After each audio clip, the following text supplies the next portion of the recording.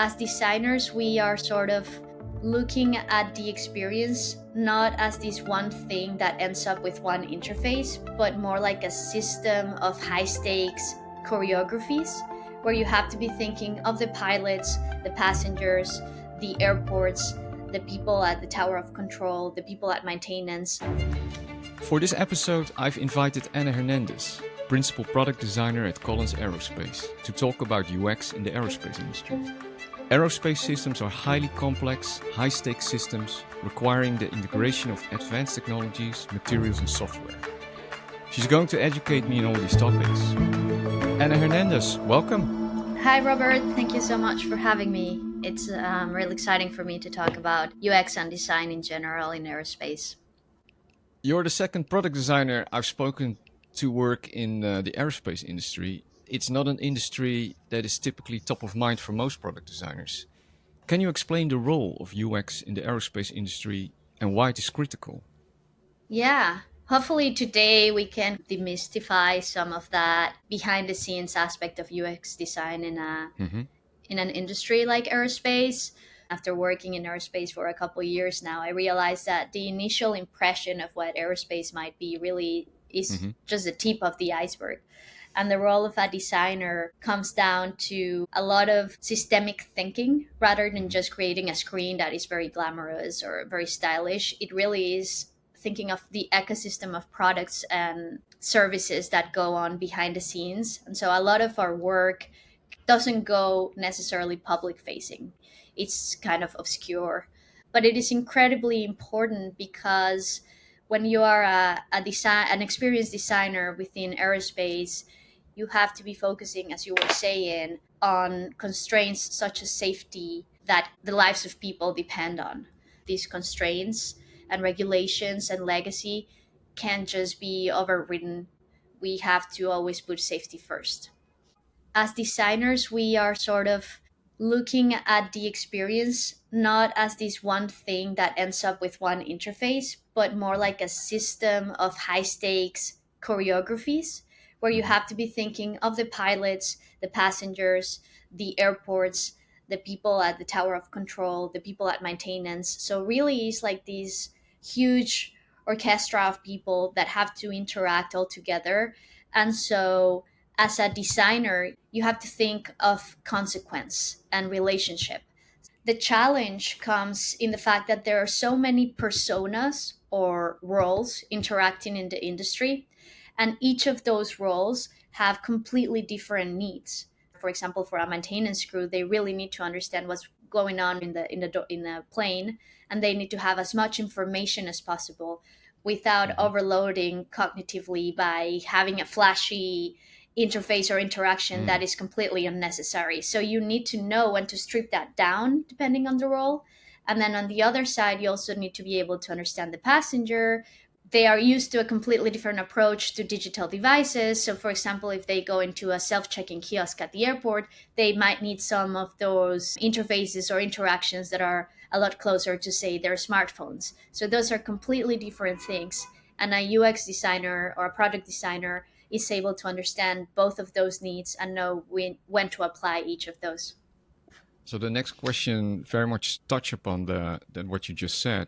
So most people have a general idea of about aerospace. They see aircrafts flying around, have flown on one for leisure or work, or they have spent time, of course, in an airport. But how Mhm. does a product designer view aerospace? That's a great point that you touch on because I myself was part of those people who thought I have an understanding. Because if I think aerospace, I would think of a plane, I would think of a rocket, I would think perhaps of an airport.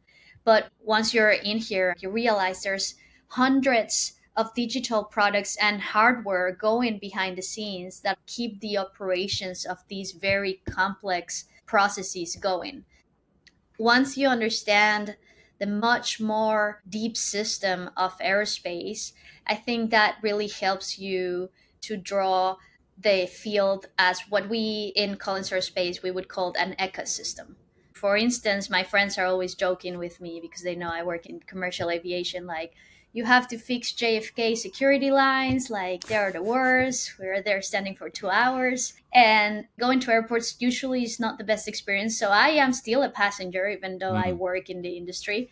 And so I can see that frustration, but now at least I have the understanding of why is it that you are required to go to, with 2 to 3 hours to the airport.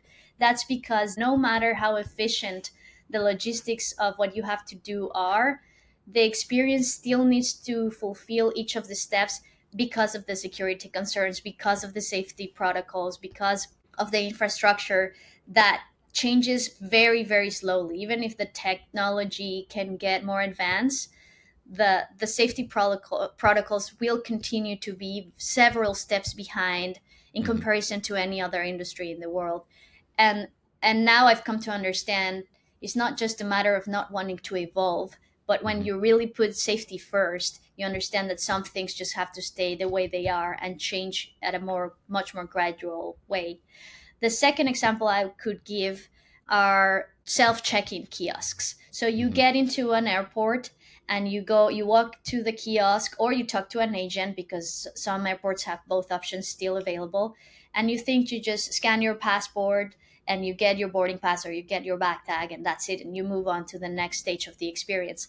That seemingly simple experience, from getting out of your car, getting out of a cab, walking to a kiosk and following to the next stage, that actually has a very, very robust system behind that needed tons of research. Because, for example, there are different types of kiosks. There are mhm, kiosks that can only print back tags. There are kiosks that can only print boarding passes. There are kiosks that do none of those. And there are kiosks that do both of those things. And you can even drop your bag because they have a built in belt.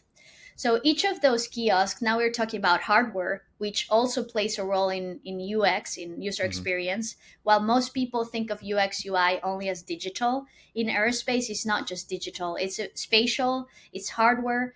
And so if you know the size of an airport, both in like the surface area that they have available, as well as the amount of passengers that they receive, you can select, okay, how many of these kiosks can I have, and how can I use that amount of kiosks so that the passengers that come in can have a constant flow. It doesn't mean that the lines are going to stop, but at least the lines are going to keep moving. However, in small airports like in Europe, you don't have that real estate to have a bunch of kiosks, or to have the big robust ones that does everything for you. So in those you might only have three. While if Mm, you come to other airports, like a lot of places here in the US that are hubs, and mm, perhaps also in Japan, I know that Haneda is pretty big. Um, Dubai, Turkey, they mm. have really big areas, really big surfaces, and they have a completely different layout and logistics. So even though the experience is the same, getting a bag tag, getting a boarding pass, checking in a passenger, the experience of each of those airports is radically different. So that's when you start looking at this system as what the real complexity that it comes with, and the importance of having a strategist, UX designer behind it. Aerospace systems are complex systems packed with information. What are some of the challenges you encounter when designing these systems that passengers and aerospace professionals may not be aware of when they engage with these systems? Yeah, I would divide it between passenger and the professional side. So the passengers, you want to give them an experience that you almost don't want them to know too much information, because it would probably just draw on anxiety for them. And for the professional side, they don't have any mystery on what information they're lacking. In fact, they have a ton of information. The anxiety might come from the amount of responsibility that they have to keep the operation going. So those are from the beginning two completely different sides of the experience. But I would say that the biggest challenge comes from information architecture, but most importantly, data hierarchy. For example, an AOG, which is an airplane on ground, Hmm. that is absolutely urgent because it's costing tens of thousands of dollars per minute, and it's ruining everyone's experience, and it's not just affecting that airplane on ground itself, but every plane coming after them that depends on that airplane taking off. So that, for example, is urgent. It becomes the utmost priority. And then there's other information that is very important. And then you have to decide, okay, how do we segregate what part of this data is going to guide our decision making? On the side of the passenger, you have things that are completely different. For example, the experience of having a smooth journey through the very limited space of the plane, while taking absolute maximum usage of every inch in the tiny galleys that they have, so that the passenger can get food or water or coffee whenever needed. They have access to the bathrooms. And nowadays, most airplanes also have entertainment on the back of the seats. And those are just two examples of main, most important, urgent experiences. But now multiply that times 200 different types of personas that may exist within the aerospace industry, and you can see how those challenges, to me, are what really keeps the brain in that problem solving state that makes it really exciting. How do you interact with your users? Are you talking with these people, or is it looking only at data points? How does that work? We do a lot of interviewing, a lot of testing. Um, Something that's really important of the UX UI design or product design within the aerospace industry is that you're always tied to a hardware, and hardware in this industry, it's extremely hard to change. And if it changes, it's going to take decades to do so. So there are constraints that you have to think of that comes down basically by communicating with the device, communicating with the kiosk, communicating with the little knobs and pockets of the galleys of the crew, communicating with the cabin. But then you also talk to subject matter experts, which is incredibly fascinating because you can talk to people at the tower of control, or to pilots, or to crew members. And then at the very end, we deal with the passengers themselves, because we are, as passengers, including myself, kind of unaware of what's really going on behind the scenes. Hmm, So it's harder to extract data from them as experts, because they are not doing travel as a profession. They might be sure. very experienced in traveling, but they are not thinking of all of the elements happening as an operation. Hmm, So when it comes to passenger experience, most of, at least in the products that I've worked on, we have to first sort of negotiate with the hardware people, hmm, then put some tests running in certain airports, talk to the airlines. The airlines are the people who know their users the best. And then once we get sort of approval from the airlines, move into testing it live with passengers and then hmm. evaluate, etc. So that's how we approach. The professionals are super knowledgeable and very interesting to talk to. On the passenger side, it's mostly airlines or airport people, and then we test, not necessarily with the passengers being aware that they are our test subjects, kind of A/B testing. I want to talk with you about anxiety, which is, I think, a big part in the aerospace experience, especially from a passenger's perspective. So, anxiety is an unavoidable factor in the aerospace experience, and people deal with it in many different ways. What are the difference between anxiety felt by passengers and professionals, and how does a product designer work with anxiety when designing for these different users? Yeah, that's a great question. The experience of going to the airport is always going to be stressful, but the anxiety would come from perhaps lack of knowledge of what's going on. Or something that causes a lot of anxiety is the language barriers when you're in a foreign country. So the way that you deal with that, you try to anticipate as much as possible for every piece of the experience, and trying to anticipate to anything that a passenger might do wrong, and make sure that the information is readily available and as clear as possible. So with the airports themselves, all of the signs at an airport, the icons, they have that universality to it, and as well as the direction signaling, all of that.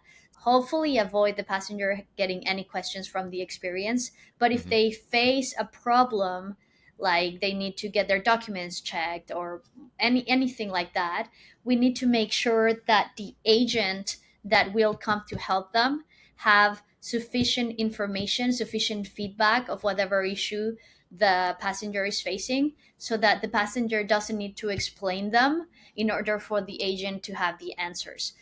On the professional side, well, the problem with talking about professional side is that we could be talking from anything from the pilots to maintenance crews to tower of control to mission experts.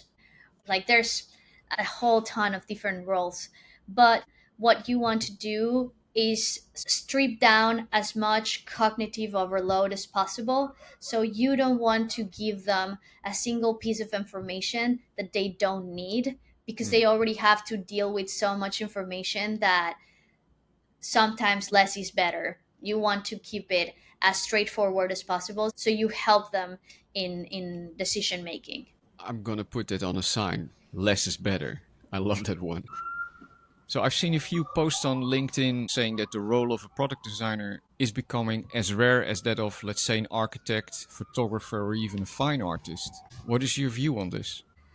I understand where they are coming from.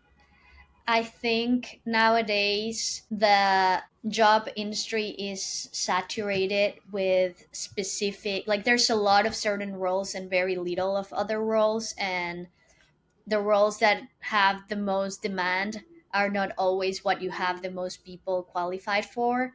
And it has created an environment of uncertainty and job insecurity. So I understand where they are coming from. But what I would say to anyone who is like ambitious and driven and who has a passion for whatever they are doing, but specifically within design, is that I've come to understand that product design, UX design, industrial design, or even architecture, for example, we are moving into being just living within a tiny box, and all you do is visual design, all you do is prettify, things like that, into being um, multidisciplinary problem solvers. So you need to be better at strategy. You need to be better at idea presenting, at A/B testing, at research. So it's more not that we are going to become rare, but the role will evolve into having a much broader set of demands if you want to continue being desirable for aerospace or any other industry. Because if you continue to be a person that can make one specific type of beautiful, stylish, glamorous design for an app or a website or whatever, but you can't think out of that into how you solve these very complex systemic problems like the ones that we've been discussing through this whole session, then you definitely will be left behind. But I don't think that we should be looking at the future as something that's gonna take us away of the map, but more as an opportunity for us to continue developing our skill set and educate ourselves consistently, and never to stop being curious and learning. So for me, it is exciting because I love learning about new stuff that's coming up. Ana Hernandez, thank you so much for your time today. And if you enjoyed this podcast, please leave a message, and I wish you all the best in your journey. Thank you so much. Thank you, Robert.